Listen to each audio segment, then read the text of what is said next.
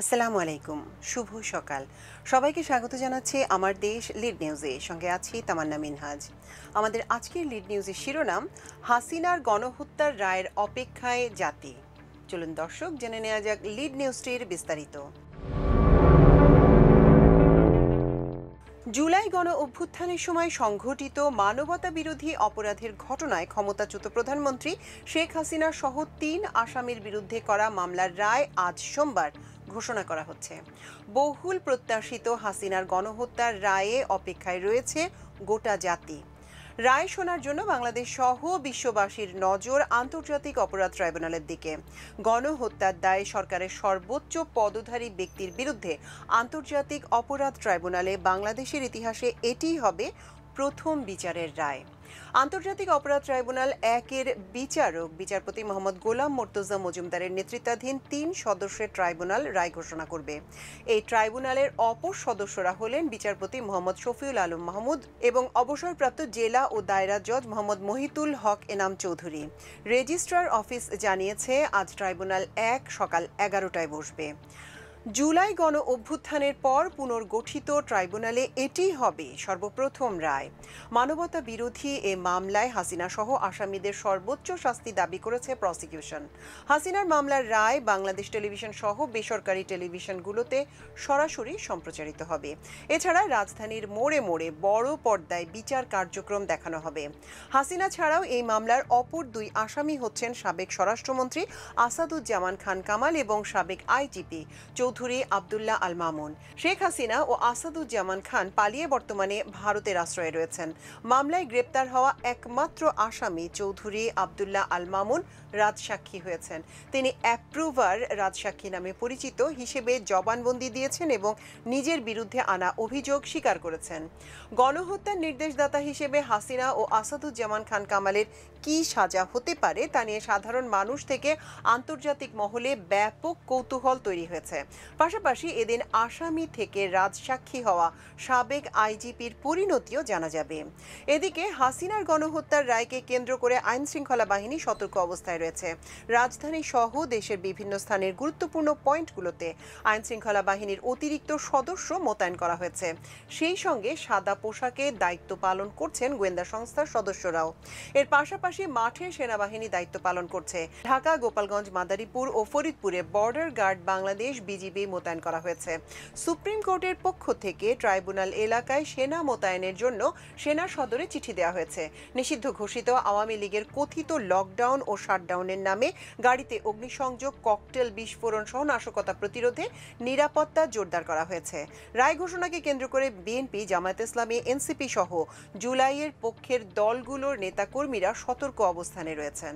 হাসিনা সহ এই মামলায় ৩ জনের বিরুদ্ধে মানবতা বিরোধী অপরাধে প্রসিকিউশন ৮৭৪৭ পৃষ্ঠার অভিযোগ দাখিল করেছে।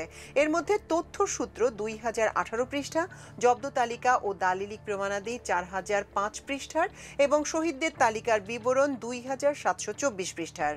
মানবতা বিরোধী অপরাধ মামলার তদন্ত প্রতিবেদনের মূল অভিযোগ হচ্ছে, ২০২৪ সালের জুলাই-আগস্টে আন্দোলন চলাকালে হাসিনা বিক্ষোভকারীদের বিরুদ্ধে ব্যাপক এবং পদ্ধতিগত দমন-পীড়ন চালানোর সরাসরি নির্দেশ দিয়েছিলেন, যা গণহত্যা, খুন এবং ভয়াবহ নির্যাতনের শামিল। প্রতিবেদনের প্রধান যে অভিযোগ আনা হয়েছে সেগুলো হলো সরাসরি আদেশ, অর্থাৎ শেখ হাসিনা রাষ্ট্রের সব বাহিনী, তার দল আওয়ামী লীগ ও সহযোগী সংগঠনগুলো, বিশেষ করে ছাত্রলীগ, যুবলীগ ও স্বেচ্ছাসেবক লীগের সশস্ত্র ক্যাডারদের বিক্ষোভকারীদের বিরুদ্ধে ব্যবস্থা নিতে সরাসরি নির্দেশ দেন। গণহত্যা ও নির্যাতন, হাসিনার নির্দেশের ফলে ১৫০০-এরও বেশি মানুষ নিহত এবং ২৫,০০০-এর বেশি আহত, অঙ্গহানি এবং নানা ধরনের নির্যাতনের শিকার হয়েছেন। আজ রায় হতে যাওয়া মামলায় শেখ হাসিনা সহ ৩ আসামির বিরুদ্ধে ঊর্ধ্বতন নেতৃত্বের দায়, ষড়যন্ত্র, উস্কানি, গণহত্যা পরিকল্পনা সহ মানবতা বিরোধী অপরাধের ৫টি সুনির্দিষ্ট অভিযোগ গঠন করে আন্তর্জাতিক অপরাধ ট্রাইব্যুনাল। এসব অভিযোগে বলা হয়, বৈষম্য বিরোধী ছাত্র আন্দোলন চলাকালে জুলাই-আগস্টে আইন শৃঙ্খলা রক্ষাকারী বাহিনীর চালানো গুলিতে প্রায় ১৫০০ মানুষকে হত্যা করা হয়। আহত করা হয় প্রায় 25,000 মানুষকে। অনেকেই স্থায়ীভাবে পঙ্গু হয়ে গেছেন, চোখ হারিয়েছেন অনেকেই।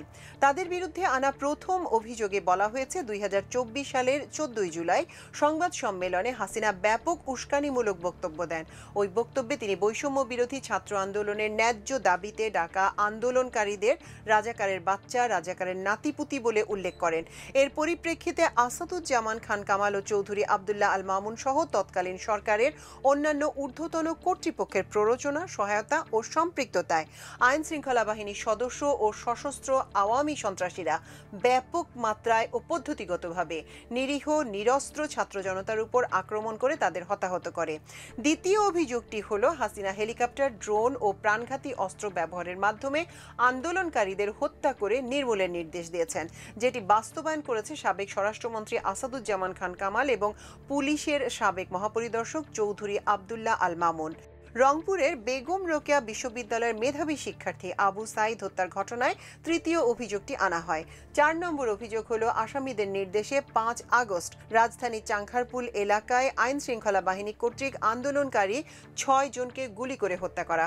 এতে বলা হয়েছে, হত্যার নির্দেশ, প্ররোচনা, উস্কানি, সহায়তা, ষড়যন্ত্র ও সম্পৃক্ততার মতো মানবতা বিরোধী অপরাধ করেছেন শেখ হাসিনা সহ 3 আসামি। 5 আগস্ট এক দফা বাস্তবায়নের দাবিতে মার্চ টু ঢাকা কর্মসূচিতে আসার সময় আশুলিয়ায় ছাত্রদের গুলি করে হত্যা করে লাশ পুড়িয়ে দেয়া হয়, যার মধ্যে একজন জীবন্ত ছিল। ঘটনার নির্দেশদাতা হিসেবে শেখ হাসিনা সহ 3 আসামি মানবতা বিরোধী অপরাধ করেছেন। মোট 28 কার্য দিবসে 54 জনের সাক্ষ্য জেরা শেষ হয়। যুক্তিতর্কের শেষ দিন অর্থাৎ 23 অক্টোবর সমাপনী বক্তব্য দেন অ্যাটর্নি জেনারেল আসাদুজ্জামান। মানবতা বিরোধী অপরাধের দায় বিশ্বব্যাপী হেভি ওয়েট নেতাদের যেভাবে বিচারের মুখোমুখি হতে হয়েছিল, তিনি সেসব বর্ণনা ট্রাইব্যুনালে তুলে ধরেন। পরে আসামি পক্ষে রাষ্ট্র নিযুক্ত আইনজীবীর যুক্তি উপস্থাপনের কয়েকটি বিষয়ে জবাব দেন চিফ প্রসিকিউটর মোহাম্মদ তাজুল ইসলাম। তাদের কিছু কথার পাল্টা উত্তর দেন স্টেট ডিফেন্স আইনজীবী আমির হোসেন। এভাবে হাসিনা সহ 3 জনের বিরুদ্ধে সাক্ষ্য গ্রহণ শুরু হয় চলতি বছরের 3রা আগস্ট। প্রথম সাক্ষী হিসেবে ট্রাইব্যুনালে 2024 সালের জুলাই আগস্টের বিভৎসতার চিত্র তুলে ধরেন খোকন চন্দ্র বর্মন। 8 অক্টোবর মূল তদন্ত কর্মকর্তা মোহাম্মদ আলমগীরের জেরার মাধ্যমে শেষ হয় সাক্ষ্য গ্রহণের ধাপ। এরপর প্রসিকিউশন ও স্টেট ডিফেন্স আইনজীবীর যুক্তিতর্ক সম্পন্ন হয় 23 অক্টোবর। গত 12ই মে মামলা তদন্ত প্রতিবেদন প্রসিকিউশনে জমা দিয়েছিল তদন্ত সংস্থা। এরপর 1 জুন রাষ্ট্রপক্ষ হাসিনাকে ট্রাইব্যুনালের প্রধান আসামি হিসেবে উল্লেখ করে তার বিরুদ্ধে আনুষ্ঠানিকভাবে অভিযোগ দায়ের করে।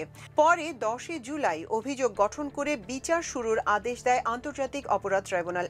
এক পর্যায়ে মামলার দোষ স্বীকার করে ঘটনার সত্যতা উদ্ঘাটনের রাজসাক্ষী হওয়ার আবেদন করেন চৌধুরী আবদুল্লাহ আল মামুন। ট্রাইব্যুনাল আবেদন মঞ্জুর করার পর তিনি রাজসাক্ষী হিসেবে সাক্ষ্য দেন। মানবতা বিরোধী অপরাধের এই মামলায় 84 সাক্ষীর মধ্যে 54 সাক্ষী জবানবন্দি দিয়েছেন। সাক্ষ্য গ্রহণ শুরু হয় চলতি বছরের 3রা আগস্ট। প্রথম সাক্ষী হিসেবে ট্রাইব্যুনালে সাক্ষ্য দেন জুলাই আগস্টের রাজধানীর যাত্রাবাড়িতে পুলিশের গুলিতে বিভৎসতার শিকার খোকন চন্দ্র বর্মন। লিখিত সাক্ষ্য দেন দেশ বরেণ্য বুদ্ধিজীবী মরহুম বদরুদ্দিন ওমর।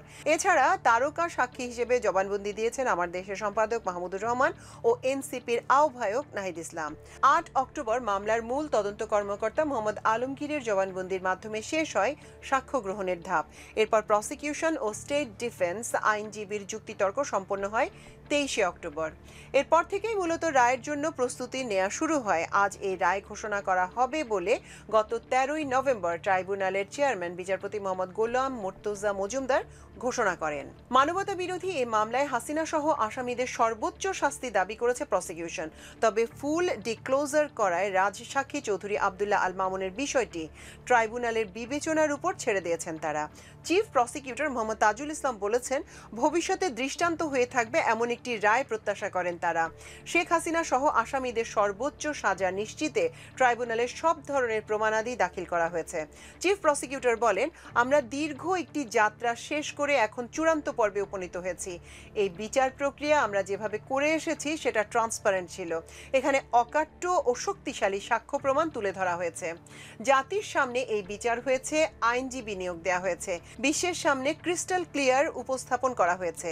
তাই আমরা সর্বোচ্চ সাজা প্রত্যাশা করি। হাসিনা সহ ৩ আসামির বিরুদ্ধে মামলার রায় আজ সরাসরি সম্প্রচার করা হবে। গতকাল আন্তর্জাতিক অপরাধ ট্রাইব্যুনাল প্রাঙ্গণে এক ব্রিফিংয়ে প্রসিকিউটর গাজী মোনাওয়ার হুসাইন তামিম কথা বলেন। তিনি বলেন, রায়ের যে অংশটুকু ট্রাইব্যুনাল পড়ে শোনাবে সেই অংশটুকু ট্রাইব্যুনালের অনুমতি সাপেক্ষে বাংলাদেশ টেলিভিশন সরাসরি সম্প্রচার করবে। আর বাংলাদেশ টেলিভিশনের মাধ্যমে দেশের অন্য সব গণমাধ্যম তা সরাসরি সম্প্রচার করতে পারবে।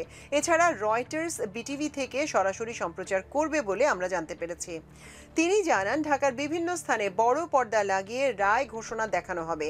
ট্রাইব্যুনালের অফিসিয়াল ফেসবুক পেজেও এটি সম্প্রচার করা হবে।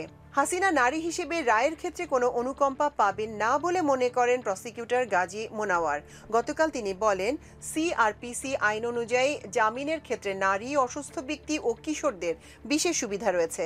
তবে রায়ের ক্ষেত্রে নারীকে কোনো অতিরিক্ত সুবিধা দেওয়ার বিধান সাধারণ কিংবা ট্রাইব্যুনাল আইনেও নেই।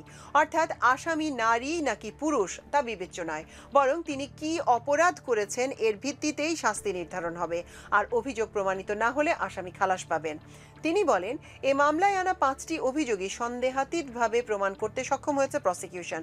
একই সঙ্গে আসামিদের সর্বোচ্চ শাস্তি মৃত্যুদণ্ড প্রার্থনা করা হয়েছে। তাদের সম্পত্তি বাজেয়াপ্ত করে ভুক্তভোগী শহীদ আহত পরিবারের কাছে হস্তান্তরের কথা জানিয়েছিলাম। ন্যায় বিচারের স্বার্থে ট্রাইব্যুনাল যে আদেশই দেখ না কেন প্রসিকিউশন তা মেনে নেবে। শেখ হাসিনা দণ্ডিত হলে ট্রাইব্যুনালের সাজা পরোয়ানা ইন্টারপোলে পাঠানো হবে বলে জানিয়েছে প্রসিকিউশন। দর্শক, এই ছিল আমাদের আজকের লিড নিউজের আয়োজন। এতক্ষণ সঙ্গে থাকার জন্য অশেষ কৃতজ্ঞতা। আল্লাহ হাফেজ।